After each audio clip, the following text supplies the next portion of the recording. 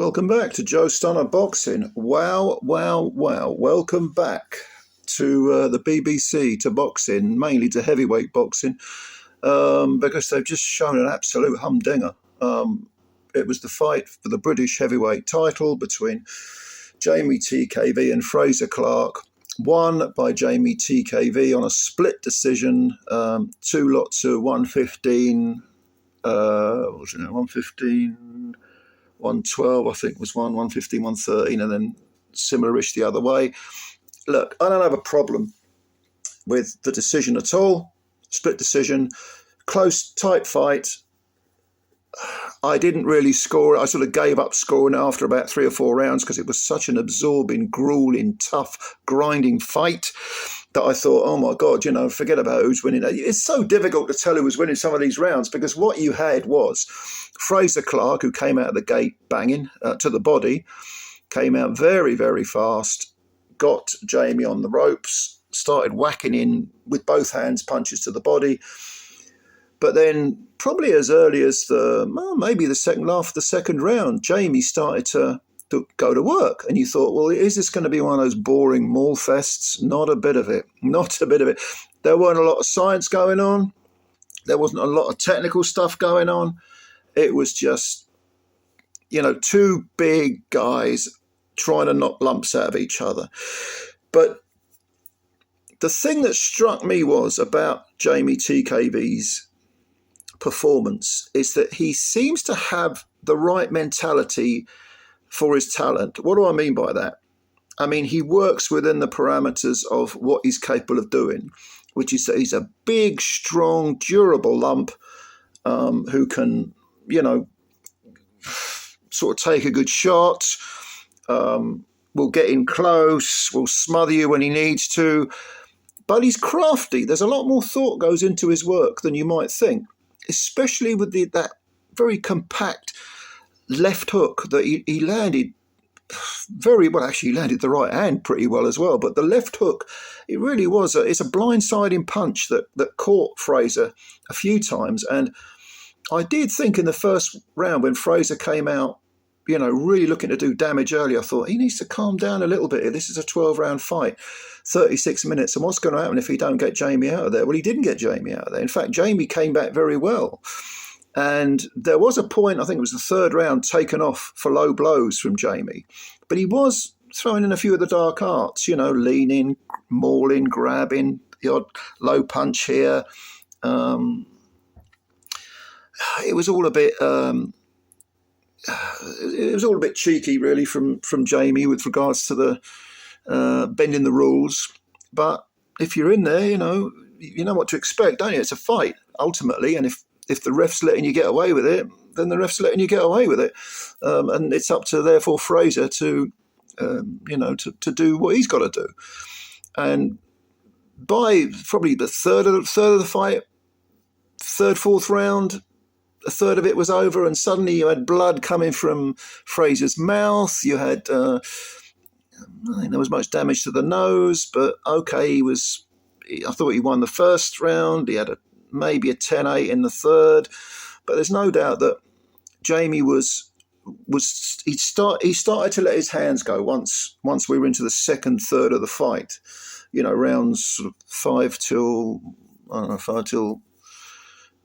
7, 5, 6, 7, 8, 5 to 8, that middle part of the fight. JEAMIE came back into it, and it was noticeable that Frazer wasn't able to stick to his superior skills, because he does have superior skills, but he was trying to exchange too much. And JEAMIE, with a very, very high guard, quite happy to be on the ropes like he was in the first round and, soak up the punishment. Fair bit of flab around the middle. I think he was just under 19 stone, and Frazer was he 19.4 or something?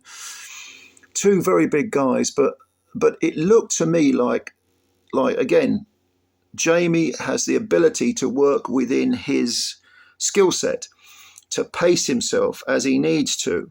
He knows he's not gonna, he knows he's not Muhammad Ali. He knows he's not got one-punch knockout power. He knows he hasn't got speed. But what he does have is physical strength, a great deal of confidence and craftiness. And with Frazer being drawn into a fight, JEAMIE was able to counter well. He started to introduce the right hand over the top. He started to throw punches in combinations, which was perhaps a little bit surprising. Quite early on he was doing this, around about the 5th round. And suddenly Frazer began to look a little bit weary. And certainly, like I said, blood coming out of his mouth. As the rounds ticked on, it was, Frazer was still showing some cleaner work, still letting his hands go, but it was noticeable. He wasn't putting a dent in Jamie. And yet when Jamie caught him cleanly, I wouldn't say he really buzzed Frazer, but he did shake him. He shook him quite. You could tell that Frazer was feeling the punches a bit more than Jamie was feeling his punches. But more importantly, it was sapping the gas tank. And that's not to say that the pendulum wasn't swinging one way, then swinging the other, but they were slight sort of swings. There was no great drama. It was slightly one way, slightly the next, until we got to the 11th round. And then in the 11th round, suddenly, Frazer began to look really exhausted. Now, Jamie had a big, I think it was right eye, a big swelling on his right eye. And you were thinking, if Frazer turns a screw now and wins the 11th and the 12th, he'll probably pick up a decision. But he didn't, because he was out on his feet. And for the last 45 seconds, 50 seconds of that round, I mean, Jamie just chased after him and battered him. And Frazer looked like he was just about to collapse. Never mind, not from one punch, just because he was so knackered. He was flailing all over the ring. Jamie was tearing after him. This was the 11th round, and Jamie still had some gas in the tank. Frazer's legs looked so unsteady through sheer exhaustion. He was sort of wobbling and swaying, and, it was all this sort of thing. And somehow he made it out of the round. And you thought, and between rounds, I mean, this was crisis time. His trainer said to him, look, if I don't see something, I'm going to throw the towel in. I want to see you going to work now. Do you want this? Frazer could barely lift his head up for the first 30 seconds of the minute in between the 11th and 12th. Frazer was leaning over. He could hardly lift his head up. But he came out for the 12th, and he, again, looking like he was running on fumes, just sheer instinct and will. Jamie, I'm not saying he was fresh as a daisy. He wasn't. He had that big swelling on his eye. He'd taken a lot of body punches, but he had paced himself far better. He managed to, I'd say, to win the round, but he didn't stop. He wasn't able to floor or stop Frazer, which is, in a sense, to Frazer's credit, considering the state he was in at the end of the 11th. And it came as no surprise to me, to be honest, when the announcer, Big Mo, read out a split decision win. Could it have gone to Frazer? If you like the cleaner work, maybe. But I got the feeling again that Jamie was hurting Frazer more than Frazer was hurting Jamie. And to be honest with you, I think quality of punch counts for quite a bit. That is to say, effect of punch. But make no mistake about it, this was a tremendous fight, tremendous heavyweight fight. The first bit of professional boxing on the BBC since, was it 30 years or something like that? I can't even remember. I did read it somewhere.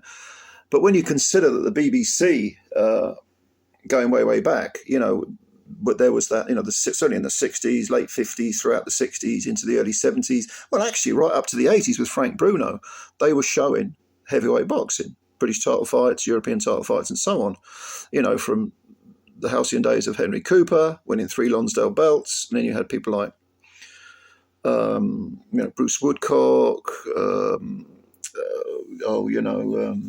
lot of those fighters, Mickey, what the fuck was his name?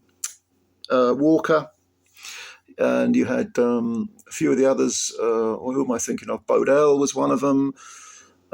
Prescott was another one. You had these heavyweights who were domestic level, but they were always on the BBC. And going right up to Frank Bruno, and also Gary Mason, Horace Notice, Hugh Roy Curry in the 80s as well.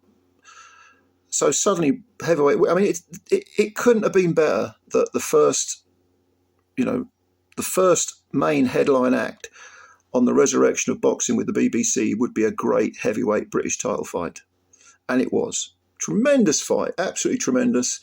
Go and have a look at it. I want to see it again because, like I say, I just sort of gave up scoring it round for round. I thought, oh, I can't be arsed with that. You know, I'm just going to watch it. It was that absorbing because it was so grueling. I mean, there was something quite hypnotic about seeing two big bastards just trying to leather each other.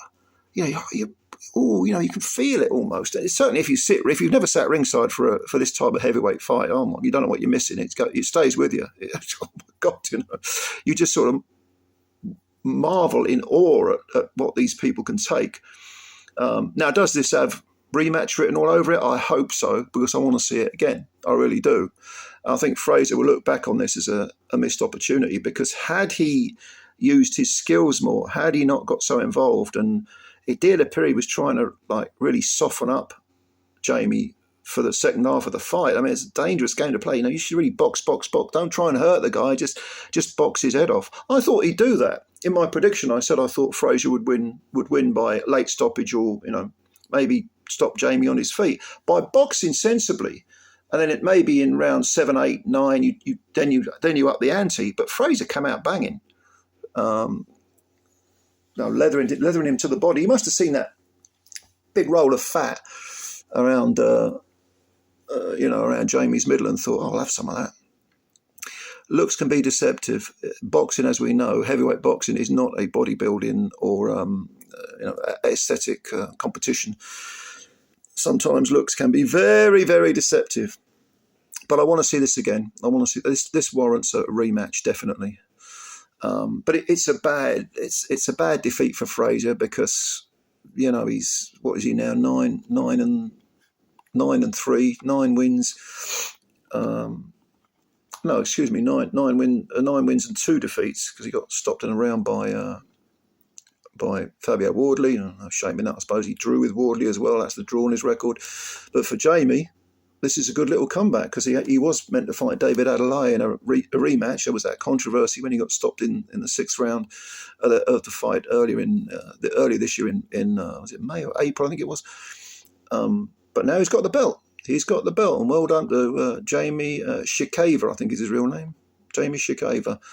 But yeah, let's have more of this. Let's have a rematch. Come on, it makes sense. And are the Beeb going to say no to a rematch to this? I don't think so. This was good entertainment, very good entertainment. So let me know what you think. First of all, who did you think won? Do you think it was a fair result? Did you think Frazer edged it?